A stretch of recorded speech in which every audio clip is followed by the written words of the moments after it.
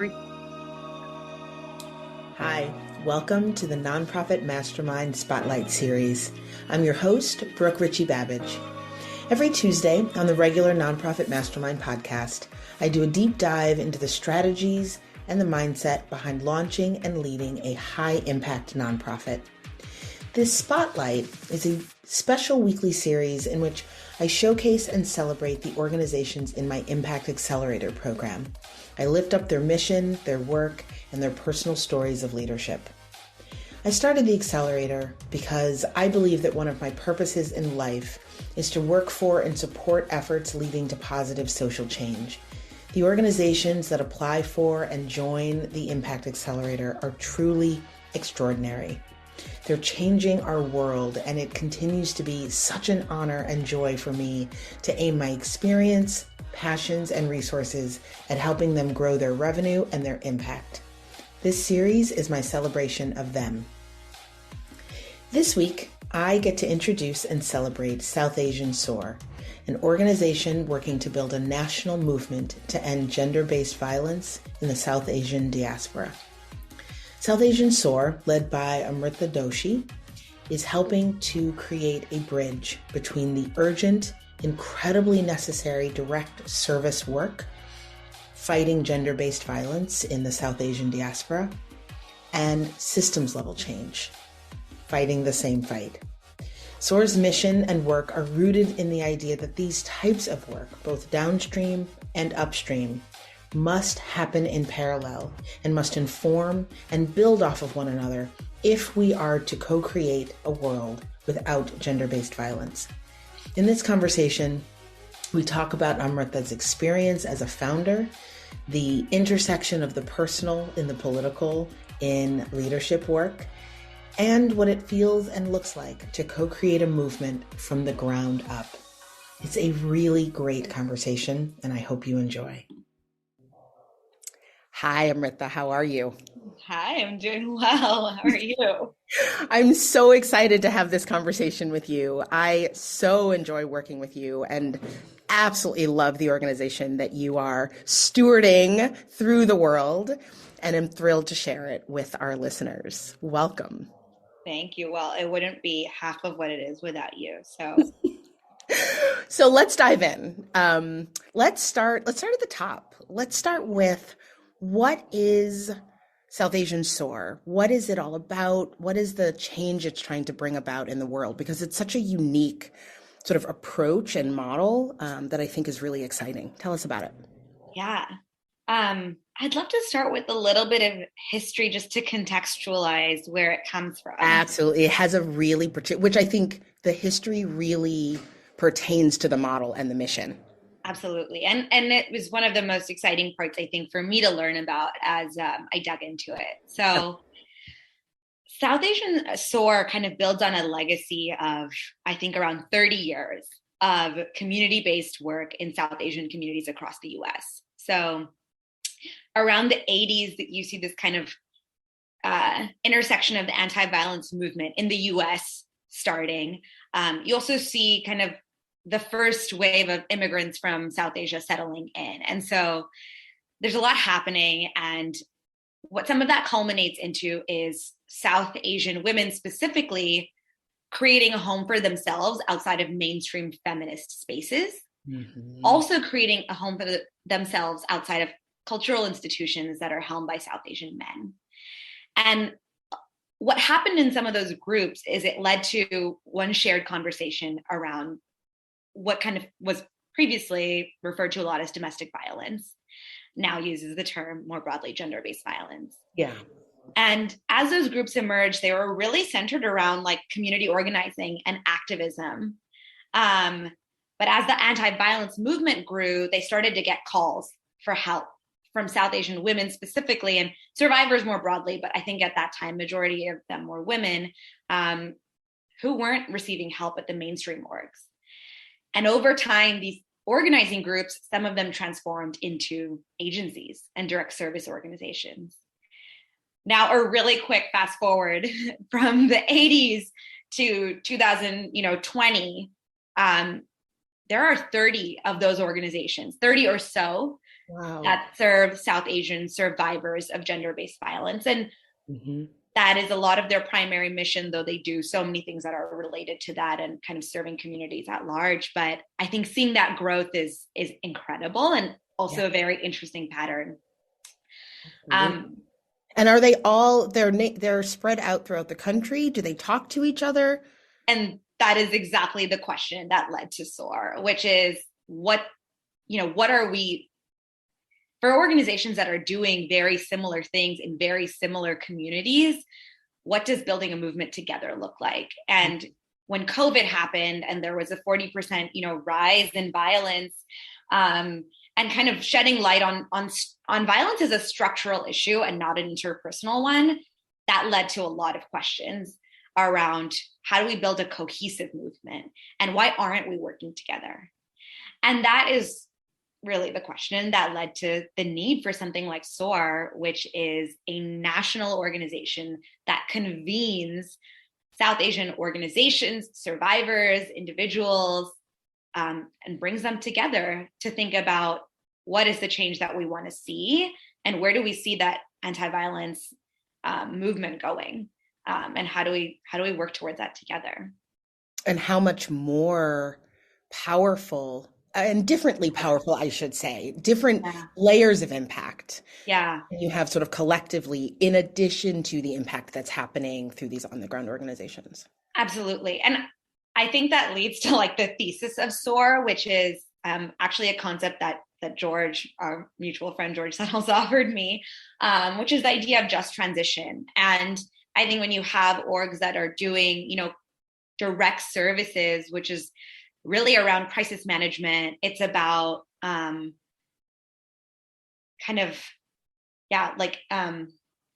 SOAR is essentially saying, how do we build a world in parallel that works toward change while this crucial work is also happening? And I would say like most of our member organizations, which is how our direct, the direct services organizations are in relation to SOAR, most of them are strapped. And that was really kind of the key finding that led to like, what value is SOAR going to offer to our collective?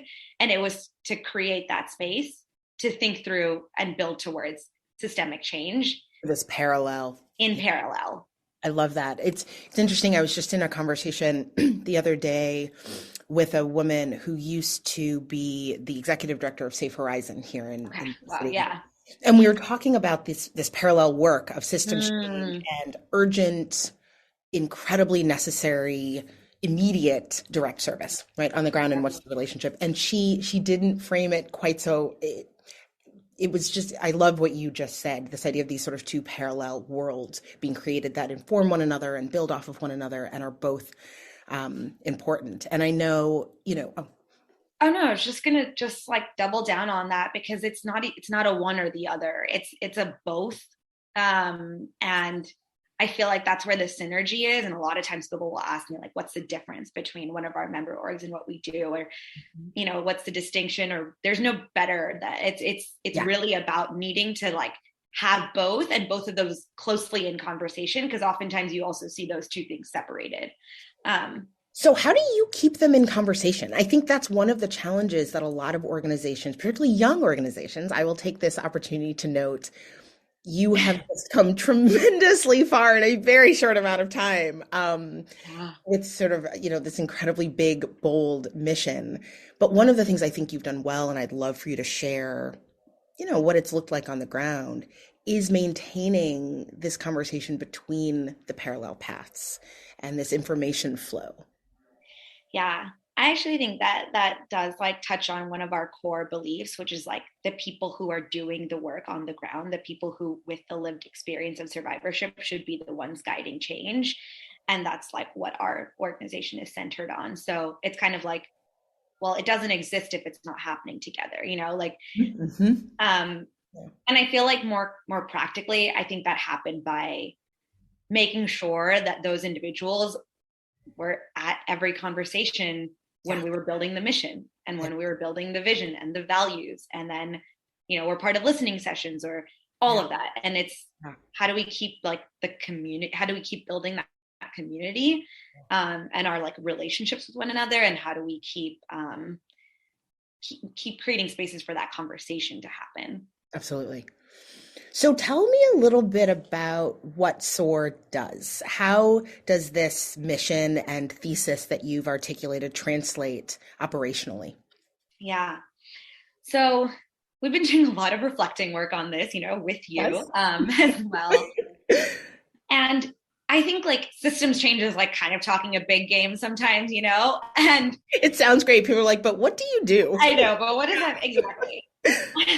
And I think walking that back, we realized like the most important thing that we can do in like the first few years of building SOAR is like one, bringing those people together, as we talked about, and then putting the knowledge out there, putting what we experience and know out there for other people to understand, because we're not working on systems change in a vacuum either, and we're going to be working on it alongside all of our partners and allies and across sectors, like all of these things. And so I think like what that means for us is really kind of like data research and advocacy, but can describe a little bit more about like the pillars of SOAR that help us get there. So yeah, absolutely. I love a good pillar. I know.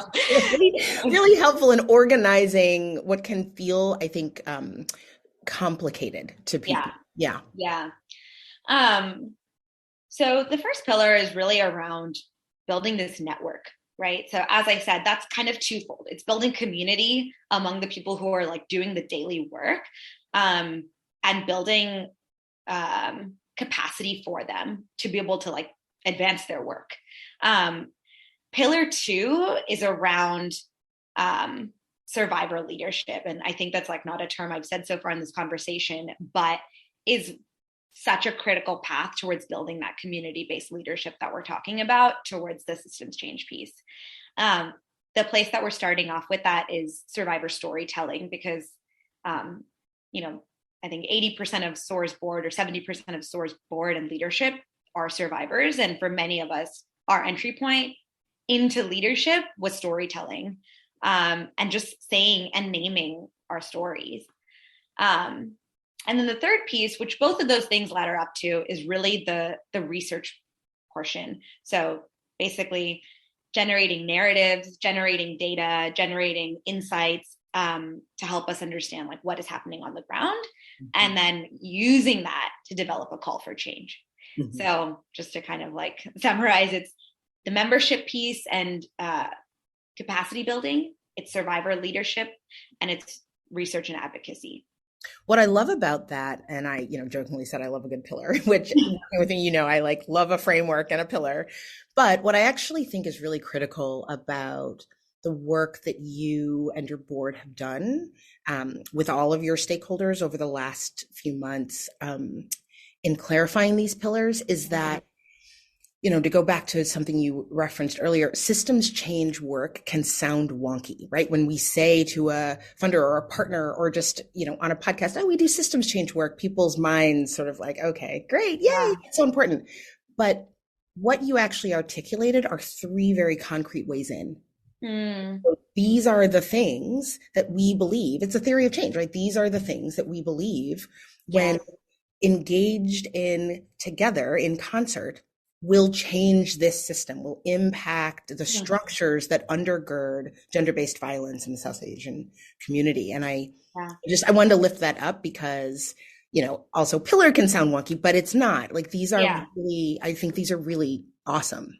Yeah. And Brooke, I've been in this exercise of like systems change, like it's a big game and it's also a long game.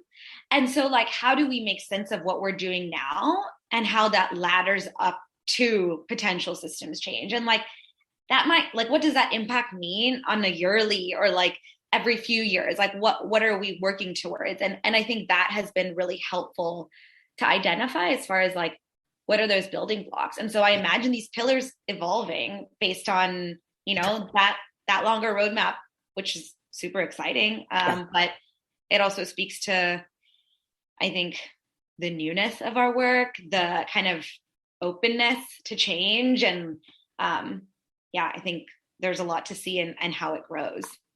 So tell me a little bit about how you came to be doing this work and sort of sitting at this fascinating intersection of stakeholders and history and this moment in time. And I know, there were a number of co-founders that have worked together, and here you are. What's your own personal journey to this point? Yeah. Okay. So I always love asking founders because I think, with being a founder, I always love to hear other people's origin story. And it's just, how do we come to be holding this space, right? Yeah. It's so funny because I feel like as I settle more and more into it, I'm like, oh yeah, that part of my life led me here and I didn't even realize it. Yeah. So, I think from I mentioned earlier in our conversation, a lot of people's entry point into this work starts with some experience of survivorship. And I would say yeah, personally, that's where it started, and immediately had me asking questions about well, what does that look like in a South Asian community, in a South Asian family, growing up as a South Asian woman, what does that mean for me? And how is that changing how I speak about it, my own belief and my own voice, all of these things. And so that was me in high school. And I immediately sought out, I moved to New York for college, and I think within a few months reached out to Sakhi for South Asian Women, which is the New York City based or one of the New York City based organizations that's has been around for years and has done immense and incredible work in the city. Got an internship there. And that's kind of that I would say is my formal professional entry point. Of course, after that, I was stepped back from the nonprofit world. But outside of that, I was doing a couple things, which I think led me here. So through kind of a pathway in mental health and tech, I came to the discipline of community-centered design and design thinking. Which I personally find to be such a fascinating thread in your personal story. Not just given how I've seen how your mind works, but just a really interesting way into this work. Yeah. And I love sharing it now. I'm starting to do that. The other thing that kind of takes place outside of a professional career, or whatever, outside of that for me is I'm an Indian classical dancer. And so a few years ago, I started organizing arts events for Sakhi, where I would bring together young South Asians in New York City to present their art as it related to gender justice. And so I was starting to see how storytelling, community, arts, all of these things came together, and thinking about who else wants to be having this conversation that's not included, or not included, but who's looking for that space, And I would say, yeah, those two things coming together led me to a grad certificate program, my capstone project for that. I really wanted to work with Sakhi. I reached out and Sakhi's ED was the thing that we need right now, her name's Kavita Mehra, the thing that we need right now is to be working together nationally. And I said, I will take my design hat, I will take my storytelling hat, and let's do it and let's build it. And we didn't know it was going to be an organization, to be honest. That emerged, which I kind of love. We didn't know how it would take shape. But yeah, that led to a whole year of work on building just what SOAR could be, and then eventually becoming what it is. And I left my other full-time job, which we spoke about earlier, and started working on SOAR full-time. So you're at a really exciting moment. We've talked about, sort of the political and social history that led to the founding of SOAR, your personal history, the last year of SOAR, really building these pillars and the building blocks you talked about for really powerful impact. What does that impact look like moving forward? What's on the horizon? Yeah. So the thing that I am most excited about, that I think is so transformative, is in May, early this summer, we're piloting a survivor storytelling program where 16 South Asian survivors will go through a 4-week workshop. I can't express how excited I feel about that. I wish podcast listeners could see your whole energy and face right now. I just I don't even try to put a expectation on what will come out of that. I just believe it will be incredible. Yeah. And like, that my vision for that in like a 5 to 10 year horizon is the individuals who go through that program come together to co-create what a survivor leadership program looks like. Absolutely. Yeah. So that is one thing I feel very excited about. And that's I am a firm believer in manifestation. I know. I just want putting it out there. Just your belief that it is going to be beautiful. I believe it too. And I think that matters. And then the other big things that are kind of correlated are really around the advocacy and research pieces. So from all the listening sessions that we've been doing, we're going to be putting out a report. It's called Together We Rise. It's voices from the front lines. Also, I think voices that are not out there and information that's not out there.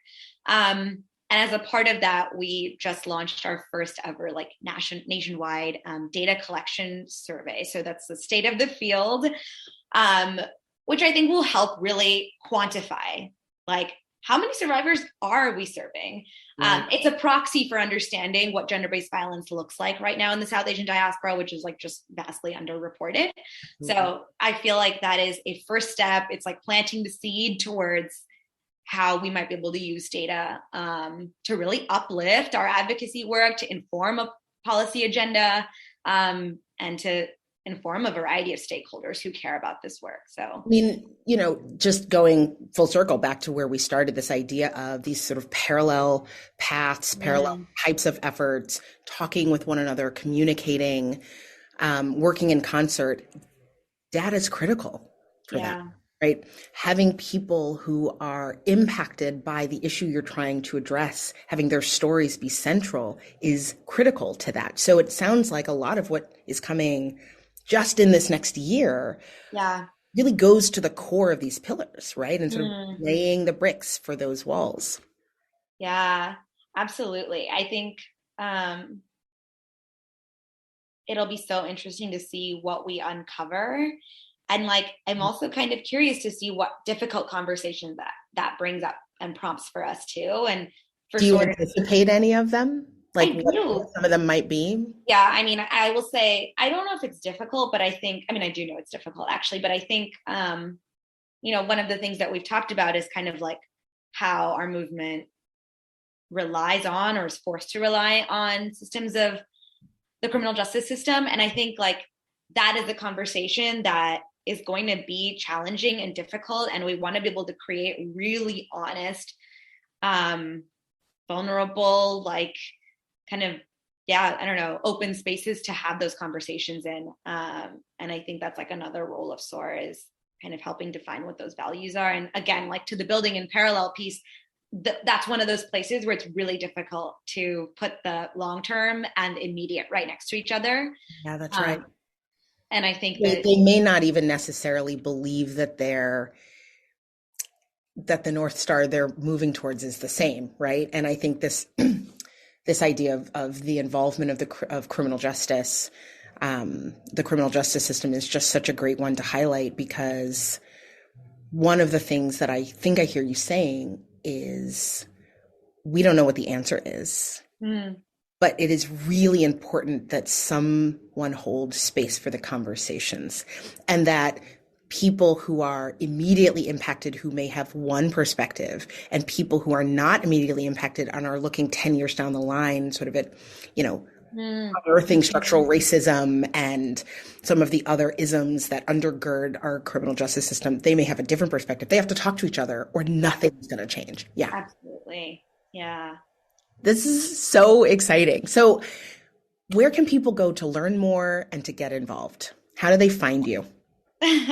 Well, obviously our website, we have a very tiny and fledgling Instagram that I would encourage people to follow.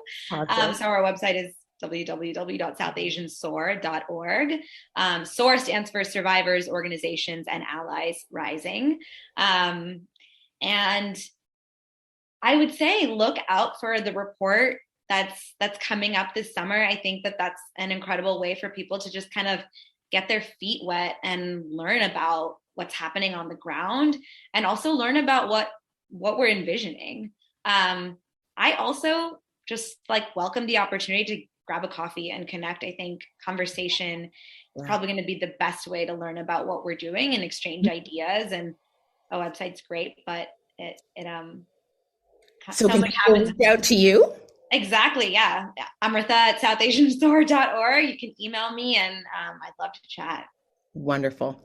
Well, as always, it has been just a delight talking to you. I always love hearing about what SOAR is doing, and thank you so much for sharing with us today. Thank you, Brooke. Thank you. Have a great day.